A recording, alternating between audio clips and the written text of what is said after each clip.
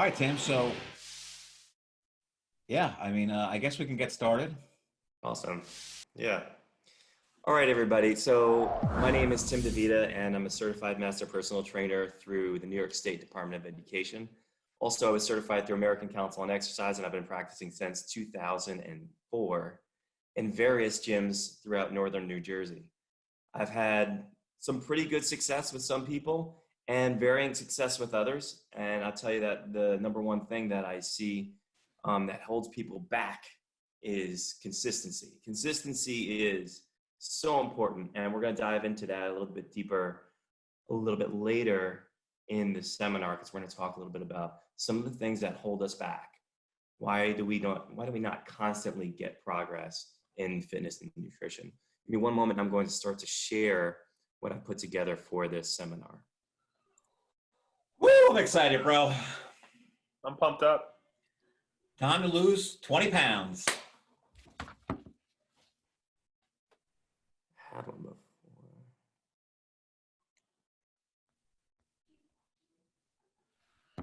There we go. All right. Bingo. Oh, yeah, we got some. Woo! All right. Right, so as I was saying, been training a long time. I got into it because I happen to have been an athlete. It was very easy for me to make that transition, but not everybody's an athlete. And I want you to know that I've worked with people who have never played a sport in their lives, consider themselves to be terrible movers, and whatever the reason, they still were able to start fitness on a basic level and get great results. It takes time. But today specifically, what we're going to talk about is nutrition and how that pertains to our everyday lives. Now, because the COVID-19 has really run rampant, unfortunately, a lot of us are losing the opportunity to get out and be active because we're a little bit scared, a little standoffish. That's posing a problem for a lot of us. It's a scary time. You know, I myself can tell you that I had a loved one that got it and barely got over it. And at the time, we didn't know what to think of it. So it's a scary time, like I said, but I want to be the person that kind of glues us all together and says, hey, even though we're at home, we can still work out. Even though we're at home, we can still take good care of ourselves. And I want to prevent you all from turning to the bottle, turning to some of those bad habits that we get to just out of boredom. So this seminar will entail some of the common mistakes of consumption, understanding food labels, and we even dive into description of macronutrients, which are the larger of nutrients, of course, as you can tell by the title. And what they do is they feed us in various ways pertaining to numerous processes that our elaborate bodies can actually do. So let's start first with some common mistakes of consumption, okay? This is super important for everybody. And what is happening is that most of us are locked in our homes. If you get the chance to get out, then excellent for your job. Then, you know, bless you, you're an essential worker. And if you're home, then what's happening is some of us are bored. We're turning on the TV. Netflix is taking over Disney, and we're going crazy, just streaming. And what do we do while we stream? A lot of us just stay seated and we don't move around with what we're watching. We don't find as much inspiration from watching our heroes slaying each other and dragons and stuff to get up and exercise during that time. Instead, we're sitting and we're piling it on. I'm playing Grand Theft Auto 5 right now, so. Yeah, but okay. Well, is that like the Wii version or no? It's not. I know. So what's happening is that the overeating's happening. And a lot of people have different mentalities and scapegoats that we create to let us continue with what feels good in the moment. But what we're really doing is we're sacrificing our long-term health for a short-term pleasure and convenience and comfort.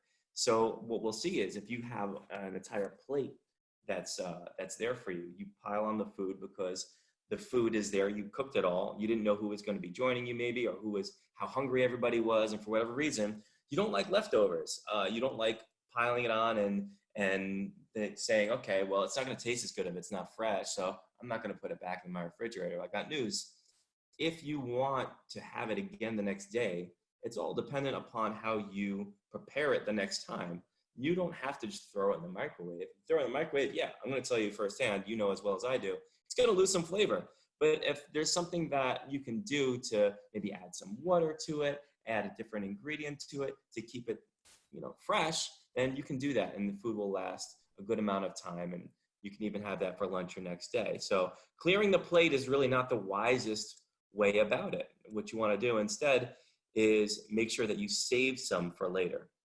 Okay, so that's one common mistake that we can all overcome. Another thing that we tell ourselves as a scapegoat is to justify it. We say we don't want to waste it, right? Oh, if I don't want to save it. So if I don't eat this, then I have to just throw it out. Well, that's not the case either. I mean, all you have to do once again is just put it inside a container. It's that simple. You can container. So that's it. Eating, and because of boredom, is probably the most prevalent, widespread thing that we're all doing here. Why? Because we have movies, we're online, and while we're online, what happens? We don't want to just kind of sit there and lump together like this. So we'll get up, we'll get ourselves something. And to us, what does that do? It creates a little bit of flow in our bodies, a little bit of flow, but not much. I mean, I can tell you right now, to my refrigerator over here, it's literally like 10 feet. So walking 10 feet and 10 feet back is not going to be enough exercise to really even start to scratch the surface of what we're putting into our bodies. And that's just going, regardless of what you're consuming, if you're over consuming, it's going to get stored as fat. There's no like the body is just going to process it because you have so much muscle or whatever. It's not going to matter. If you're over consuming, not only are you going to store it as fat, but it takes energy to actually make that digestive process happen and trickle it and filter it out.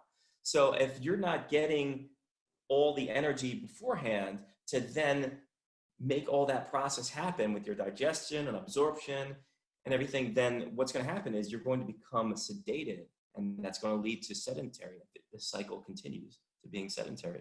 We don't want that, right? So instead of doing that, what we want to do is set some limits, set some portion control limits, okay? And we're going to delve into that as a solution a little bit further later.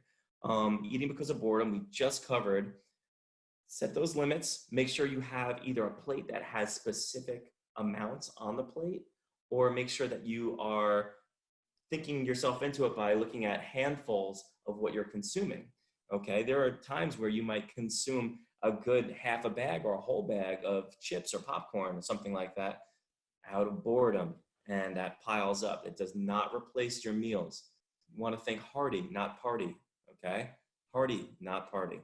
So seeking taste over satiation is a big, big issue, because that's when we start to talk about looking for the feeling, eating for an emotion, right? Why do we eat for an emotion? Because the sensation of eating is much like an emotion to us. We actually do experience emotions either based on association from our past experiences and nostalgia with food, or from the present expectations from after we actually have the food, except we're still playing Grand Theft Auto or sitting and playing, virtual golf or whatever the case may be, instead of actually going out and living it, instead of really doing it. And I know there are limitations, especially with coronavirus right now, but if you can, then do it. And that's my offer that I want to extend to you all later, is that tune in for some online exercise. Tune in to something, even if it's not through me and you need to tune in through a free class on YouTube or something like that. Get up, get moving. Don't be afraid to get sweaty being in your home. If you're looking for something to do, if you're just bored, then definitely get moving, and don't be afraid to challenge yourself a little bit and understand how your body's feeling. During that time, don't ignore how your body's feeling, because that's going to lead to an injury. And if you have one of those past injuries like many of us do, then it can lead to a further injury. You don't want it to exasperate. So that's one thing you can do to overcome the boredom, is take an active break. Do that. And for seeking taste over satiation, I have to refer you right back to portion control. Taste is great. Maybe even chew it a little bit longer, savor the flavor, but definitely don't go for, oh, that was quick, and I was quick, I have to get it down into the gullet and down to the stomach as fast as possible. Take your time to really enjoy your food and appreciate the kind of craftsmanship that went into creating this food, and all of the hundreds of things that could actually be happening inside of our bodies because of that one morsel of food that we're actually consuming. It has a lot more power than we think it does. And lastly, pay attention to your satiety. Pay attention to actually how you're feeling during that in terms of digestion. Because what happens is sometimes if we're continuously eating, we don't realize it, but 5 minutes ago, we were already full. The pangs stopped. The hunger pangs have ceased. And we're still just eating to get that flavor. Just because we love it. We love the flavor. It's been a while since I had this. Let's keep going with this. The problem is the pangs are gone. You're no longer eating at that point for satiation. You're eating for sensation.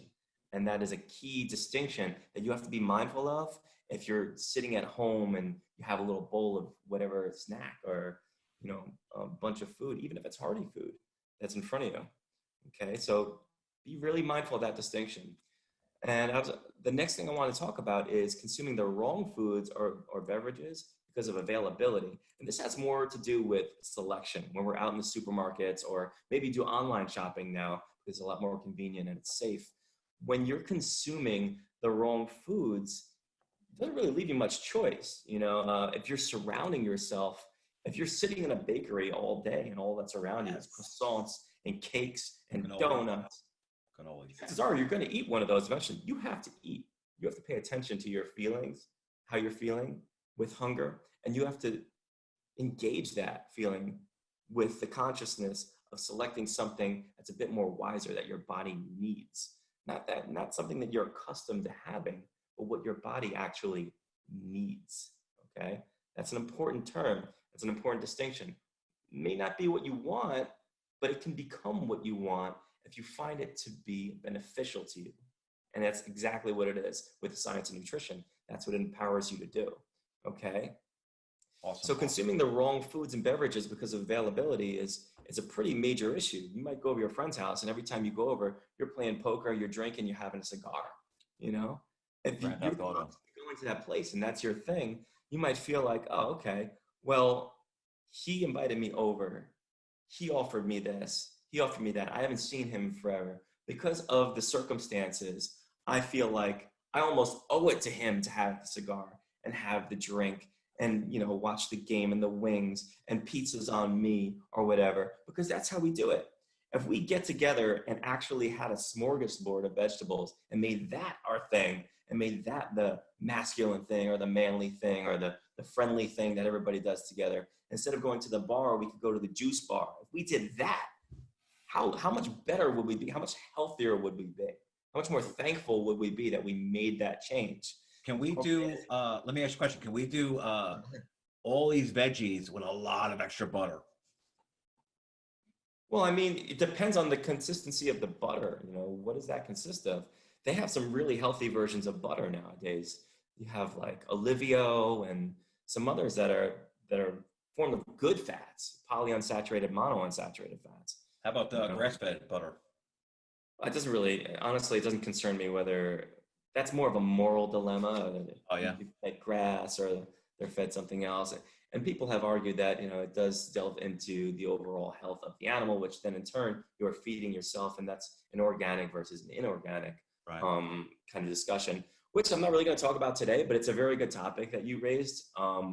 So, if we can engage that in a different seminar, then yeah, definitely. I'll talk about that a little bit further. Cool. I'll just keep on coming up with these. Don't worry. Yeah, keep them coming. I'm knocking them out of the park. No, but what's happening is that they're around their friends, and what they may not realize is we walk around with this own perception of what our peers expect of us.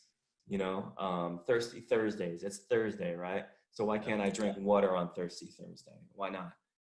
Because some crafty beer brewer made something up, like the slogan that you have to be thirsty enough to come in or something like that. There's a lot of stuff in there that are like gotchas. You know what I mean? People, they come up with these slogans and these clever ways of marketing you the foods that they want to sell you, not the foods that you really should be eating. Great. How's your water? So just understand that, everybody from marketers to friends to family, they don't even realize it, but a lot of us are already convinced because of marketing and because of things that are put into play that allow the availability of a lot of foods that are just not healthy for us. And it Right, becomes a right. norm. It becomes a norm. It becomes widespread. It's addictive. Food is addictive. It's definitely, it pretends it's our friend sometimes. We think, I'll just rely on fudge when I get no love. What is that? What is that really? I mean, even if I'm the best poet in the world and I personify chocolate, you know, like, does it ever really become a person? Does it really become a person? Let's step back and really access reality. No, it's not going to replace the person. It never will. I'm sorry. What it does is it's a temporary fix and it's an addiction. It becomes an addiction. So be careful what you're using to fill some sort of void, because what that ends up being is like a blinder. It becomes like people just they put these blinders on to make us feel better in the moment, but it starts to snowball into something that's much worse in the future. So be really careful about that.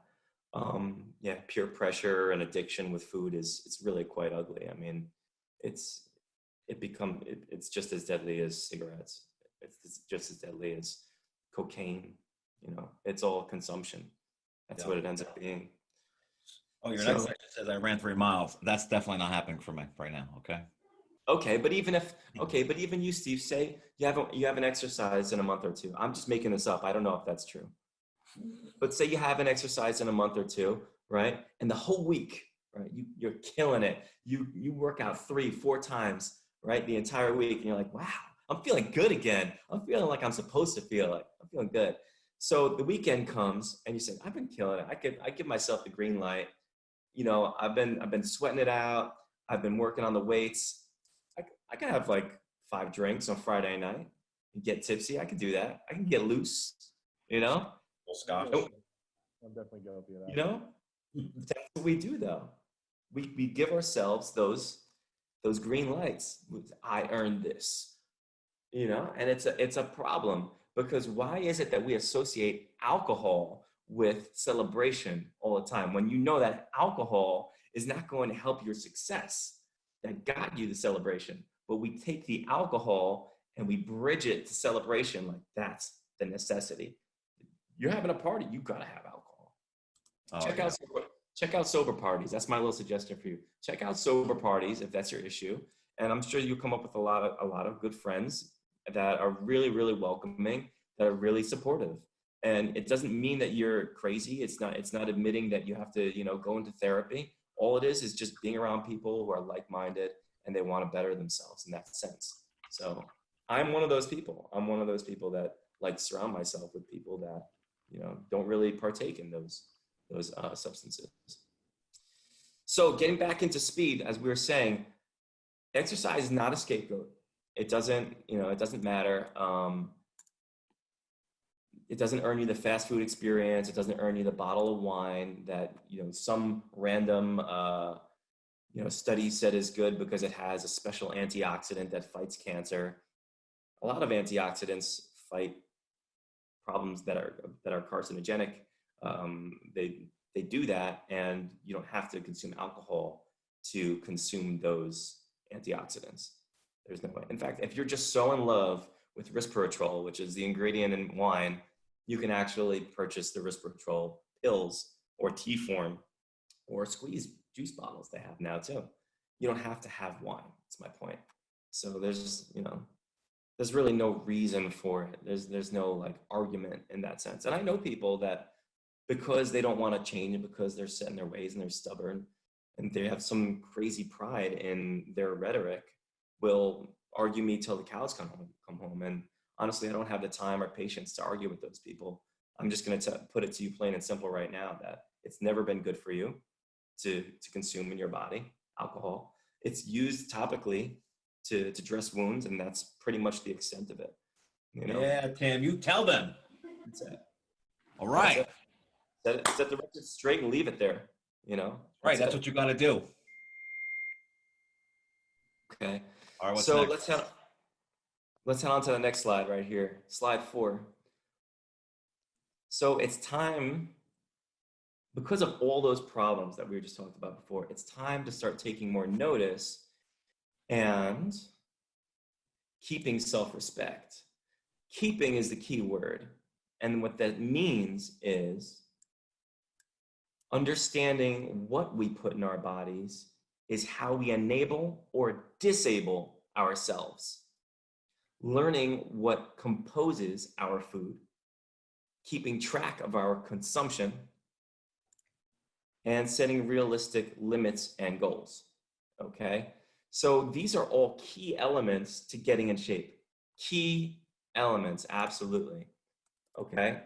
So what I want you to do is keep that in the back of your mind, everything I said there, understanding what's in what we put in our bodies. That includes the air we breathe. It comes all the way down to that.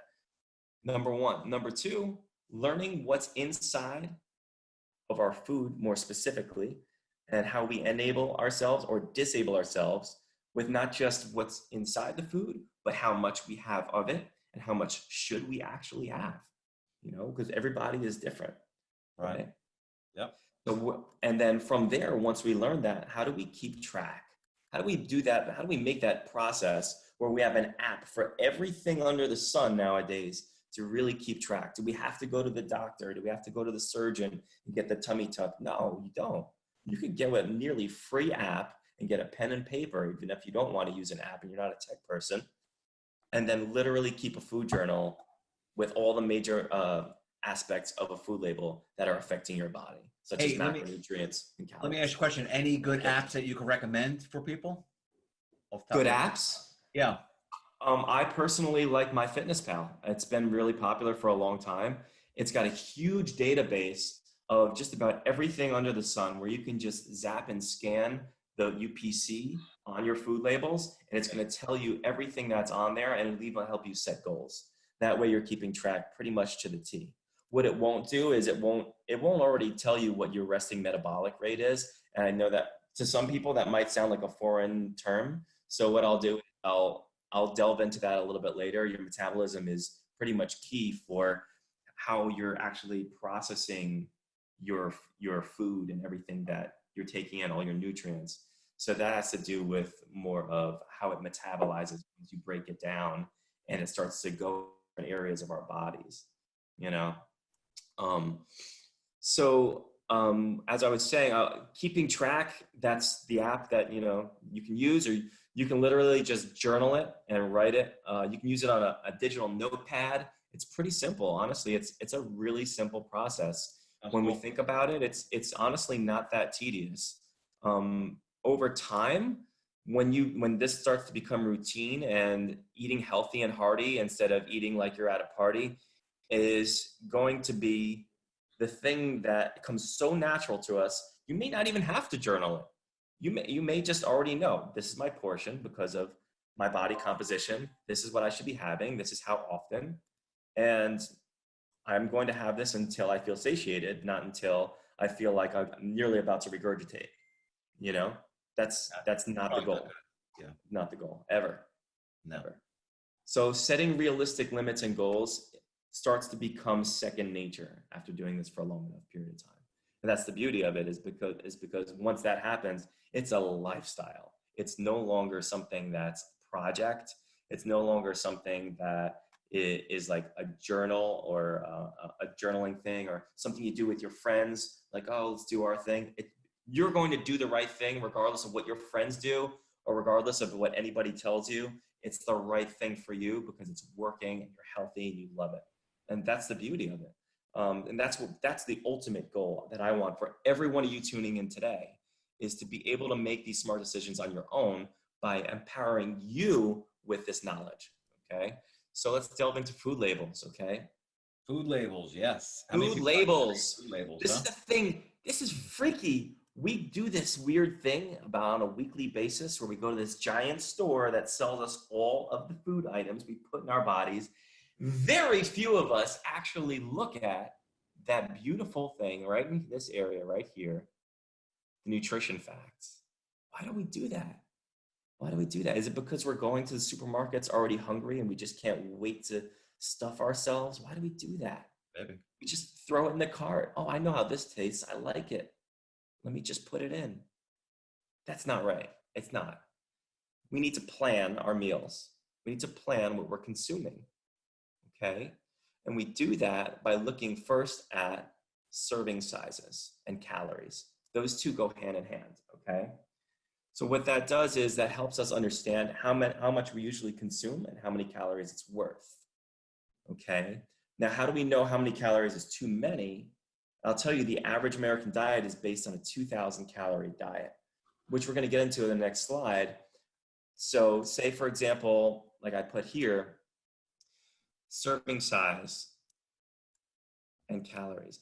If you see that a serving size, 5 cookies, okay, that's 170 calories, but you sit down and you consume double that easy, then you're looking at 240, excuse me, 340. That 340 is half a meal. Half a meal you just consumed right there. You put it into cookies when you could have put it into hearty food. Okay, and that happens. That's a reality of what we do on a regular basis.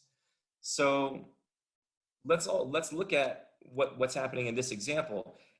Not necessarily on this label, but just what I put right over here.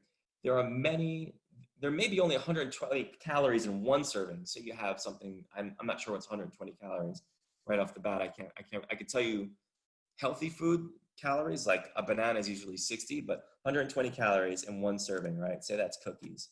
And if you consume 3 times the amount, you know you're consuming more, but you're not keeping track. So that's why I say, when you have the package, take out the package, put the amount that you know is safe to eat, whatever the case may be, whatever the food may be, put the package closed and put it back. That is a healthy habit. Close the package, put it back in the cabinet, consume that amount that you've allotted for yourself. Discipline is key. It's key to everything. I'm sure all of you have had some success in your lives in various ways with your career, whether we're studying or what have you. And it's always been because of your diligence in whatever you've achieved in your lives. This is something that you need to be diligent about, because it's something we do every day that it becomes our lives. It is our life force. It is everything that feeds us. Okay, so understand this distinction: your serving size and your calories. Very, very important distinction. Okay, so overconsumption, like I mentioned before, can make you feel tired because it takes energy to make energy. So it's kind of like this trading thing that happens, like a market that we have inside of our bodies. You know, how do we make that ATP? That's the energy that we use, adenosine triphosphate. We do it by using ATP to actually break down the nutrients that we consume. Okay, let's head on to the next slide. Yeah, the body is so complex. It's amazing, you know, all the chemical reactions that happen after you eat something, and you know, how it makes you feel. I mean, I know I'm not gonna lie to you, bro. I had cookies for lunch today, which I don't really do too often, but I did today because I'm on vacation. So, but then after I had those cookies, then I needed to have an energy drink after that because I was pretty tired after that. So I had cookies and I had an energy drink. And then I had to have some coffee later on. And I gotta be honest with you, I'm a little wired right now because I've had coffee and energy drinks and cookies all day. So caffeine. I haven't even eaten dinner yet. So caffeine. That sounds like a not good diet you're on there, buddy. No, there's a lot of truth to that. I've been pretty good. I've been really good actually for a while, but then we went into hiding. So obviously now it's kind of like, you know, just kind of scrape around. It's like an episode of Chopped. You know, I'm like, oh, here's some little bit of chicken. What am I going to make with this? Yeah, Tim, can I ask you? It sounds like one of the biggest things is just controlling your portions. So, I mean, you can have stuff that's not necessarily great for you, but as long as you're not completely overdoing it and you're keeping it in moderation, it sounds like it's okay, right? I mean, for the most part. I'm sorry, it doesn't just come down to calories. There's a lot more to the fuel that you put in your body. And that's when we delve into micronutrients and stuff like that. There's a lot more to it, like getting the right amount of fiber, making sure you don't overconsume sodium, making sure that you're getting enough of the actual vitamins that your body can't store in your fat. We all have fat, and our fat is responsible for storing the vitamins that we consume. You can consume it, or it's going to store it anyway. Either way, it's going to be in there. But there are, I think, 9 or 10. There are definitely a lot. Don't quote me on it, but there are definitely a lot of vitamins that our bodies don't actually store. and we have to have them on a daily basis. So that's kind of where this micronutrient thing comes into play. I don't know if you guys can see what I'm doing with my cursor there with the arrow, but Yeah. that's, that's something that we need to keep track of too. Now you might be thinking, okay, well, I'll just have a multivitamin and that's good enough, right? Well, unfortunately, a lot of what we consume in multivitamins does not actually absorb to the body. The vitamins come in so many different forms, and a lot of studies have shown that some forms are more effective than others. That's a topic it's a pretty highbrow topic actually for registered dietitians and like certified nutritionists and stuff like that. My certification that I'm working on as a most recent has been a fitness and sports nutrition specialist through American Council on Exercise. But I've been studying nutrition since 2003, 2004, pretty much just like reading every article I could, scholarly articles, just But you're only like 21 though. What's that? You're only like 21, right? What, that I was 21? You're like 21 years old. That's it, right? I was like 23 at the time. No, now I'm 39. Thanks. Thank you. Nice setup. You set him up, I knock him down. Yeah, no, I'm gonna be 40 next month. Nice, bro. Yeah, it's been a good run. It's been a good run so far. Trying to keep it going. That's good. So yeah, I mean, what I want to delve into next is daily value, and that's what I was talking about before, because all of our diets are based on, not all of our diets, but all of these labels are based on a 2,000 calorie diet, and all of our bodies are different. Not all, generally speaking, our physiology is the same, but it doesn't always function the same way. We have pretty much most of the same parts, based on gender and maturation, How's that water? But there's a lot that our bodies can do differently. But what I would hate to do is just chalk it up to, oh, he's got good genes, I'll never be like that. I hate that. There's a new this area that I didn't put in my slides, but there's a new area of science called epigenetics, in which people are actually studying the histones of the cell and how conditioning can allow the histones to allow a certain degree of expression from our genes, so that some of what we consume, some of what we've created for ourselves, or what is already we're predisposed to doing, can vary based on what we allow it to vary. So if there's ever any wonder of, or any fantasy of what you could accomplish, and any doubt that's completely that's shrouded that and completely ruined it, then fear not, because there's a lot of hope that's still going on in a lot of these studies that are developing. So epigenetics is definitely something that you keep your eye on, and start to tune into that and how it's developing, because it can help a lot of people. Awesome. So what I wanted to talk about a little bit here is strategy. Okay, if you're going based on a 2,000 calorie diet, and that you're 6'5" and you weigh 250, and your body fat percentage is 25% body fat, then guess what? It's not going to be 2,000 calories. Okay, you're 25% body fat. Maybe you're a guy in this case. You want to actually trim down to maybe 20%. Yeah, maybe 20%. You feel good with it. Okay, even still, it's not going to be a 2,000 calorie diet. You're 6'5", and you have a good amount of muscle. That muscle creates heat. And what is a calorie but a unit of heat?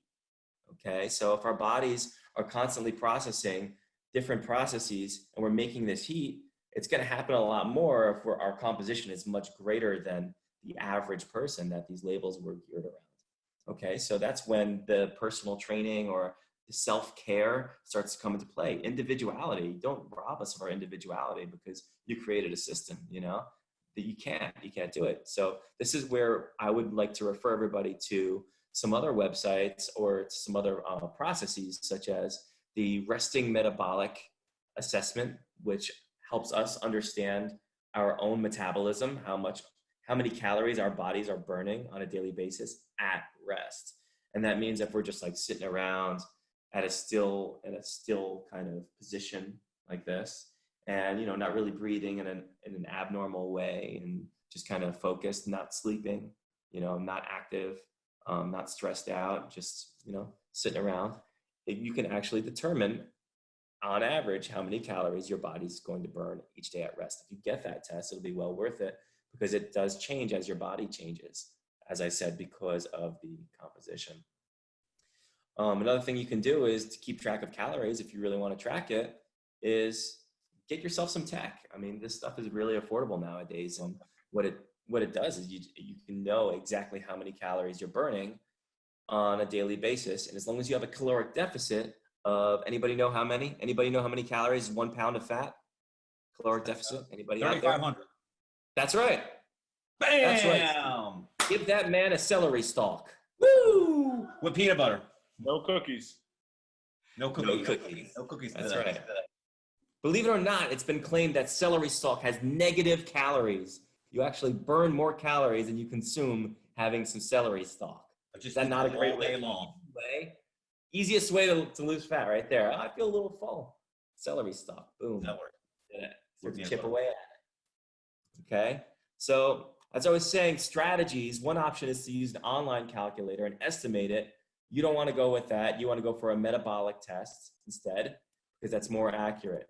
Okay. And then use that tech to find out what you can do. But if you can't afford it or you can't find a metabolic test in your area, then what you can do is you can tune in. You can even just Google an online metabolism calculator. What I like to do is I go to acefitness.org.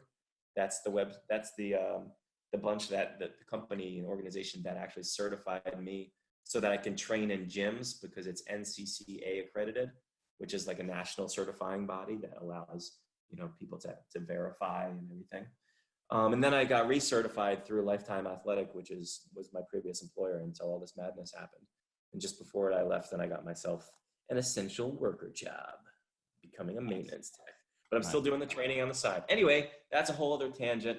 But so you understand, acefitness.org allows you to actually, if you go to daily needs or estimating caloric needs, you type that in the search bar, you'll come up with an online calculator that can help you estimate it if you don't want to go through the whole experience of getting a metabolic test.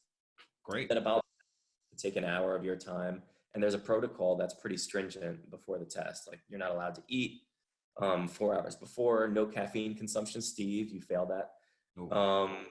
And it's just, there's like, you can have water, you can't even have your multivitamin. So it's tough. It's really tough.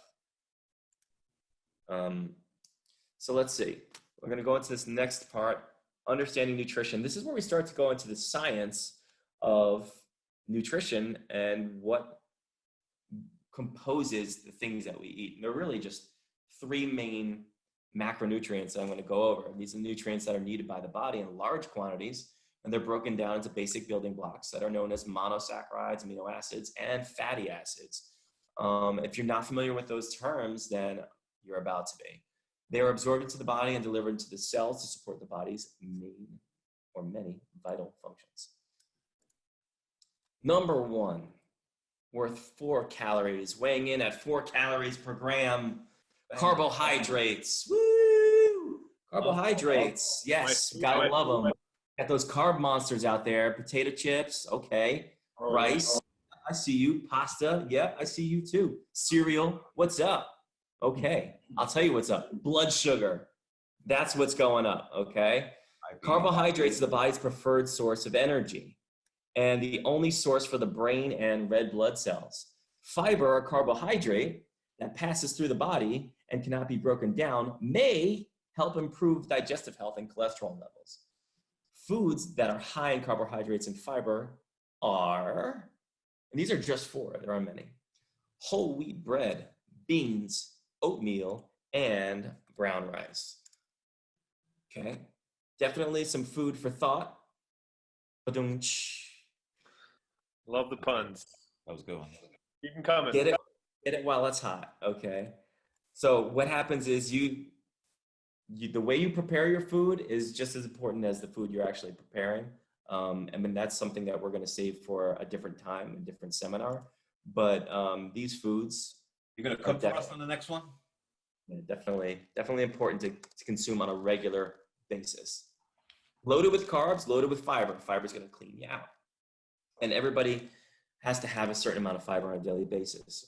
for a good reference as to how much fiber you should have, what I would suggest you do is you go to choosemyplate.org or the USDA.gov. You can go to health.gov. There are a lot of really good government websites that come out with, from the International Institute of Medicine, every 5 years, the nutritional guidelines.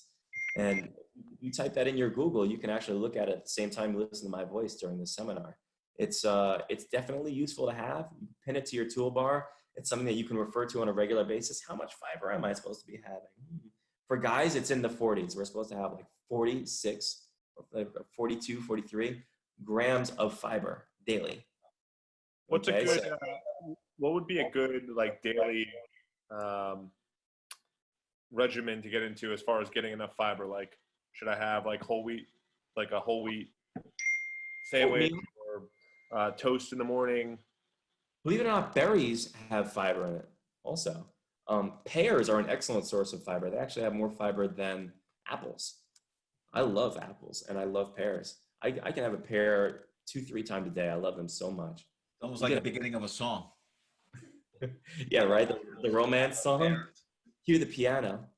So my question though is how much like would one pear a day be enough fiber? No, right? I mean, you need more fiber than that a day. Definitely not. Yeah. I mean, if you're a guy, your average guy, and you have to get in about 42, 43 grams of fiber per day, think about it, man. You got to rack it up. Look I'm at a big guy, so I want to know how many beans and how many slices of whole wheat bread I need to have throughout my day. You know. Brian's about 8 feet tall, so he's got, yeah. I mean, he's a big guy. 16'17" in here, huh? Yeah. All right. So what's happening is if you're having one pear, that's maybe 6 grams of fiber. One pear. Okay. You might get as many as 6 grams of fiber from a slice of bread. If you find a slice of bread that has 6 to 8 grams of fiber, then that's a lot. That's a lot. So even if you have 2 right there, at max, you're having 16 grams of fiber, plus the pear that I just talked of, right? That's 21, right? No, 22 grams right there. So 22 grams is really only half what you need for the day. So if you had two slices of whole wheat bread that have 8 grams of fiber each, and the pear, no, I said 6 grams. 6 grams of fiber each, and the pear, that's 6, 12, 18. That's only 18. Yeah. So a good practice would be to try to sneak in a little more fiber for each meal of the day. You know. Yeah, I mean, the best thing to do is snack in a healthy way. If you can get yourself, even raisins have fiber, believe it or not. So trail mix, here you go. They're all shriveled up. Being more label guy, okay. Can't emphasize enough. Being more label conscious is the key. If you're going out to eat still, I don't know you can't go out to eat nowadays. But even after this whole thing blows over with coronavirus, when you go out to eat, you're not going to be able to see what's in your food. You don't know what they're doing with it. There's no way to know. So I'm not going to say don't ever go out to eat ever again, although it would save you some money. What you can do if you're going to go out to eat is still choose food that tend to be high in the good nutrients that you want to get in. Fiber is just one of them. Happens to be one of them that's a kind of carbohydrate. Another thing that I should mention here is that whole wheat, beans, oatmeal, brown rice, they're all polysaccharides. They're full of polysaccharides, which are long branch chains of carbohydrates. So what that's supposed to do is, because it's long branch, it's pretty good. But the thing about it is, it takes a lot of energy to break that stuff down, right? So in order to do that, you also have to have disaccharides and monosaccharides, which tend to be in the form of fructose and lactose, like milk, and if you're lactose intolerant, you can have it from something else. But when it's cellulose, these are things from the vegetables I mentioned earlier. The point is that if you're getting a healthy combination of all of them, then you're getting in the right kind of energy, because it's going to help you break down the energy that you want to consume so that you can have the energy once that energy is broken down. Does that make sense? Yeah. Okay. Awesome. What's next? Let's get next. Slide 9, fats. Boom, boom, boom, boom, boom, boom, boom. Oh, boy. Oh, bro, really getting into this. Yeah. Dun, dun, dun. All right.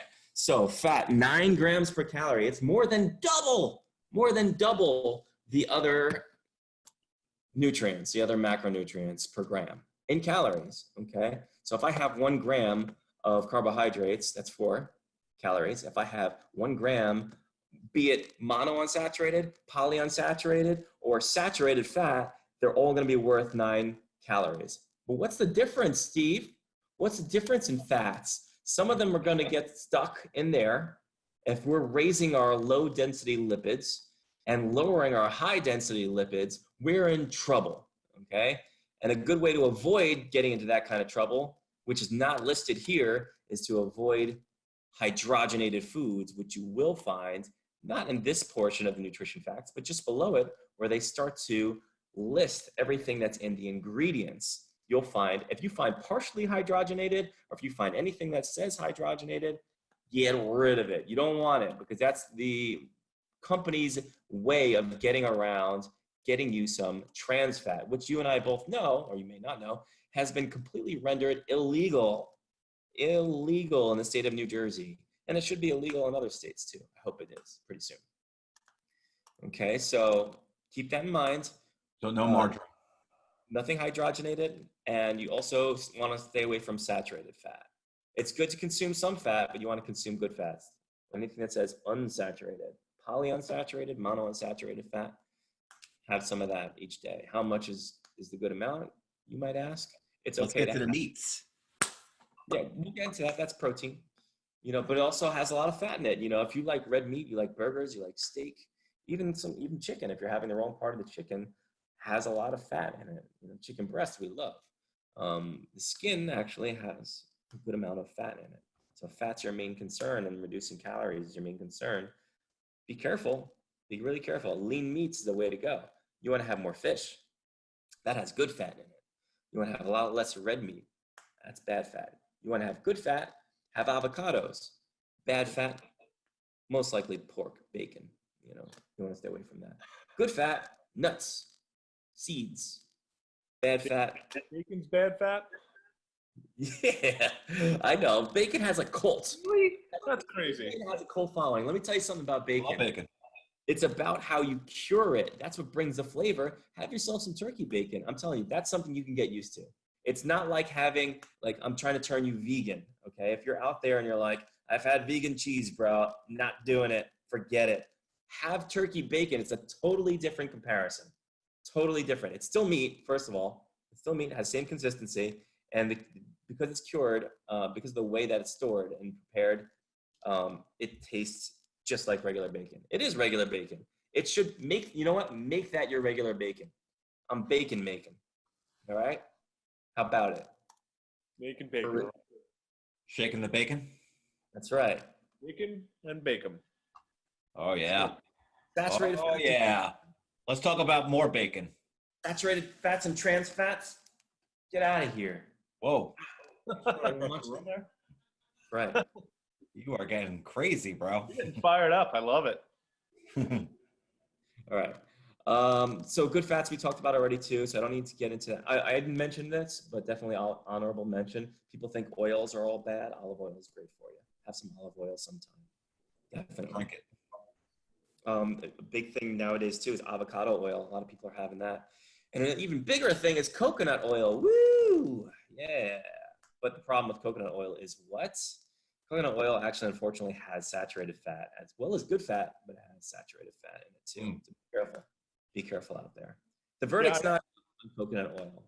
So I was going to actually ask you about coconut oil because I've heard mixed things. For a while, people were all about the coconut oil, and then recently I've heard it's not as good, and so I was actually going to ask you about that. Well, you're asking them. Yeah, coconut itself is great for you. What you want to look at is the kind of actual fat that's in there beyond the monounsaturated and polyunsaturated fat. You can start to look at your omegas, and it has some really good omegas in there, which people tend to kind of hail as, because it has this specific component of omegas, it's particularly good for you, but we live in a day and age where you can extract nutrients from our foods. So if you really just want that omega, then have the supplement. Don't necessarily, sacrifice everything because you like the taste and you want to consume saturated fat. I love coconuts as a product. I actually use a coconut spray, a mist of water on my face after I shave, and I love it. It's great. But for consumption, you got to be careful because once again, like I said, you go over that that saturated fat limit. You go over what you're trying to do it to reduce body fat. If you want to create a caloric deficit, it's not really going to be your friend. It's going to be your foe. So Tim, that's why you smell like coconuts. Sometimes, yes. Yeah, it's like a little cologne you got going on there, right? Little coconut cologne. Yeah, exactly. Yep. Who needs deodorant? I've got coconuts. You got coconuts, yeah. Spray it. But yeah, definitely, to drive that point home, be careful what you're consuming with coconuts because, like I said, saturated fat, no bueno. Slide number 10. Proteins. Wow. Oh, that's great. Relax, everybody. Relax. My favorite. What's up there?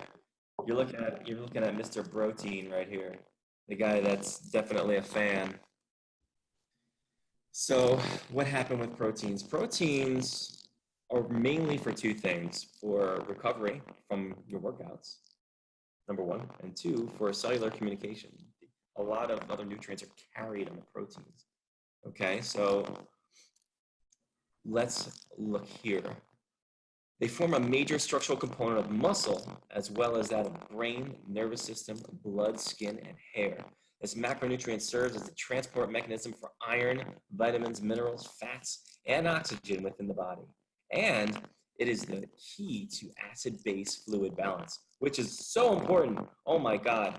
Trust me when I say the keto fans, ketoacidosis, people who have ever had IBS, irritable bowel syndrome, this is having the right pH level in your stomach is so important.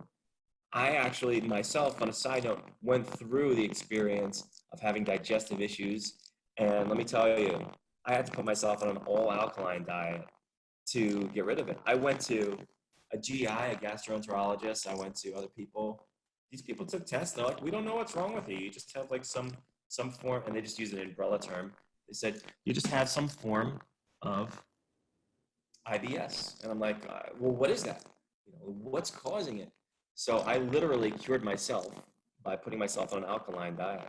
And that's what protein can help you do. It can help you keep that equilibrium, that balance, which is a form of homeostasis, actually, that helps your body kind of create a balance of fluid and acid and base, pH balance. So proteins form enzymes that speed up the chemical reactions and create antibodies that the body uses to fight infection. In situations of energy deprivation, the body can break down proteins for energy, yielding 4 calories per gram. Okay. Proteins are also important because they have 8 to 10 of the essential amino acids that the body cannot make on its own. Hence, it must be consumed. A specific food's protein quality is determined by assessing its essential amino acid composition, digestibility, and bioavailability. If bioavailability, folks, gets you a little confused, it just means how easy your body can actually absorb it. Okay. So generally, animal products contain all of the essential amino acids, and plants do not provide them all. But that's a generalization. I don't want people shaking their fist at me on the other side of the screen of the cyber world. Here I go to create some exceptions. Plants with this lacking are called incomplete proteins, but two exceptions of that are soy and chia seeds. Some excellent combinations for vegetarians are grains and legumes. Rice and beans is an example of that. And legumes and seeds such as falafel. So you still can get your complete protein in as a vegetarian, of course, but you have to be mindful and to plan to consume those combinations, or else you won't get it in, and then that could lead to some major issues. Okay? Awesome. So those are the 3 macronutrients. Also, I want to say, honorable mention, water. Oh my God, calorie-free water. I like water. so much with this. Everything happens with water in our bodies. It facilitates all the processes that I spoke of before, that other nutrients also are needed for. So make sure you consume enough water on a daily. How much water? How do you know if you're dehydrated or not? Lips, fingertips, and your urine. Your urine stream, if it's dark, that's a telltale sign right there. You want to go for closer to clear. The clearer, the better. Okay. Awesome. I have a quick question for you. I drink a ton of seltzer water. Mm-hmm. Now, I've heard contradicting debates. I've heard like people debate this before. And I've actually asked my doctor, and he says that seltzer water does hydrate you. It just, the bubbles create like a gastric, whatever in your system. Yeah. But after like 7 cans of seltzer water, when I go to the bathroom, Wow, bro. I'll be honest with you. I mean, maybe not 7. I'm exaggerating a little bit, but a few cans. Yeah. And when I go to the bathroom, it looks like I'm very dehydrated because my urine is not clear at all. So I don't know if you have any insight on that, but my doctor seemed to think it was fine. I'm getting enough hydration, but It stems back to what Steve was saying earlier. Do you? I'm going to qualify you right now. Do you drink a lot of caffeine? I actually don't. I drink seltzer is the only thing outside of regular water and coffee that I drink. I'm really not sure. That's something that you can see an RD about. It could be an issue. They could test you for that. It's an Having, hospital. yeah, it's possible. Having more sodium actually helps you save water. Sodium actually helps your body retain water. And having caffeine is a diuretic. Maybe you're having a different diuretic. I don't know. And it's making you urinate pretty often, and thus you're getting rid of a lot of water. I'm really not sure. I can speculate, but I'm not sure exactly why that's happening with you. But I can tell you that's a good. It's good that you're mindful of what your urine stream actually looks like. Some people just don't care. But that's so that's one telltale sign. I'm sorry, I can't on the other side of the computer screen. Plus, I don't have the qualifications, not within my scope of practice to assess what exactly is doing it for you. But Sorry. Yeah, I was just curious if you had any insight on that because I mean, I try when that happens. I try to just drink a glass or 2 of water before I go to bed. You kind of. Oh, before you go to bed, okay. Whoa. Well, that raises a red flag in my mind because then you might not get the quality of sleep that you need each night. Yeah, buddy. But here's the other thing: is that I would start to do some food journaling and find out if you're consuming a diuretic. That's what I would tell you to do. Find out, because there's something that's taking the water out of your body so that, by the time you get to, and even that might not even do it, because if you get to a clear stream, urinating, that could still occur even if you're consuming coffee. So the thing is that it's not being retained into the cells that are remaining in your body, so that's part of the issue, is that it's not allowing. Caffeine doesn't allow it to get all around all the other places that it needs to go. So yeah, caffeine's a problem. We want to basically repurpose our bodies and our energy systems to use carbohydrates as energy, and fats too, but definitely carbohydrates for the quicker energy. So that's an important topic for how we exercise and where our heart rate is, and that has to do with what we call an active metabolic assessment. So once you get an active metabolic assessment, you can find the results from that. Make sure that you're within a range and optimizing how you do your cardiorespiratory exercise. You can still burn fat even if you go outside of the range, but if you really want to make the most of your time doing your exercise and burn as much fat as possible, then you can stay in that range. But I'm getting off the beaten path. You want to talk a little bit about, you want to talk more specifically about dehydration, right? I was just curious more so. I mean, yes, mainly with seltzer water because, like I said, I've heard conflicting things as to how much hydration it actually gives you. Well, you have to understand also. I mean, in seltzer, it's not something that's naturally found in the world. That's not really 100% my arguing point. I mean, it's not really an argument at all. But if you do want to have something that is natural and it's more bioavailable and has an excellent way of refreshing you with the consumption of water, you can have strawberries, you can have watermelon, pears and apples. You can have different parts of different food products from the produce section, and you'll feel a lot more nourished from consuming those. That's my suggestion to all of you, actually, is to definitely hang out in the produce aisle. Make that place your new home, because that's where you want to feel most comfortable purchasing your foods, so that you're cooking natural foods for yourself. Not to say that certain foods are organic or natural, not natural in the sense that the food labels actually call natural, but foods that are coming from nature, foods that goes from the farm to your kitchen. That's Awesome. pretty much, that's a good motto to keep. Absolutely.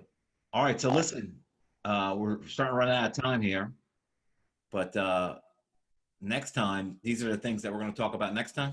Food to be included in a normal diet.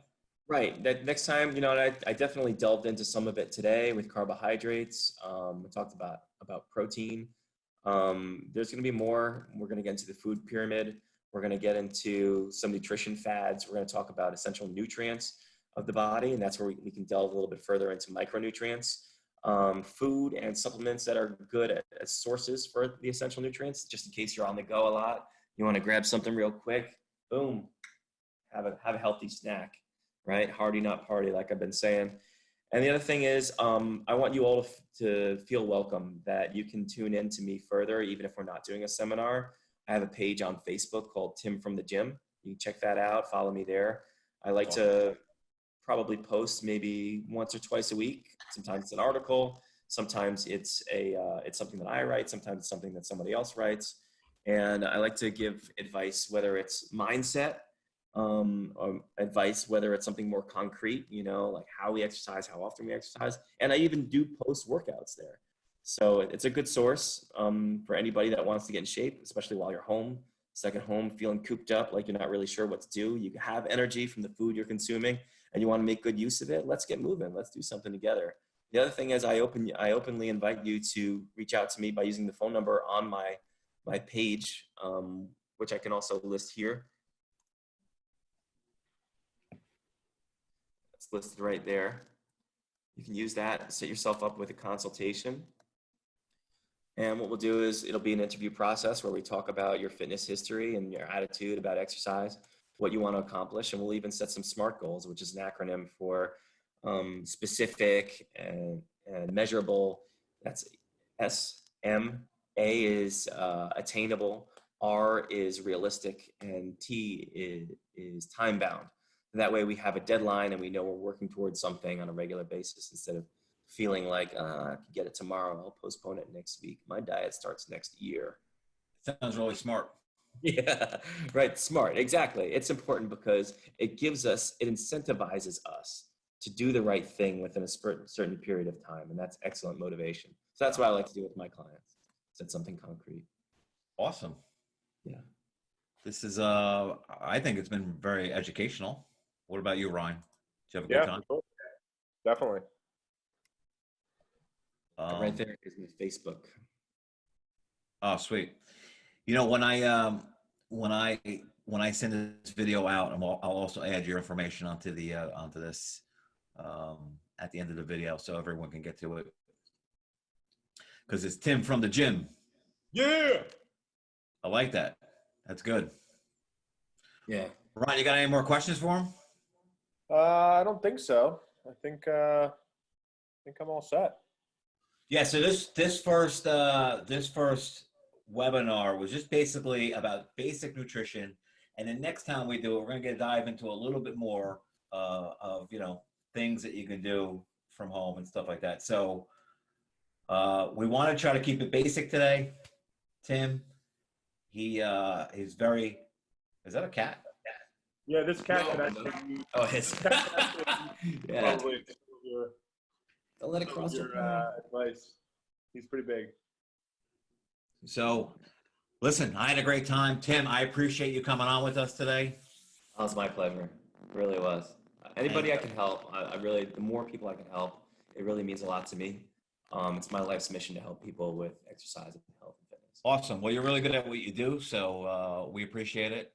Taking the time out of your day and coming on and teaching some people about nutrition. You're an You're expert. welcome. And we're going to do this again, so I can't wait. I'm excited. Let's do it. All right, guys. Take care. All right. Thank you so much for facilitating this. I really appreciate this. No problem. Thank you. All right. You're welcome. Have a good night.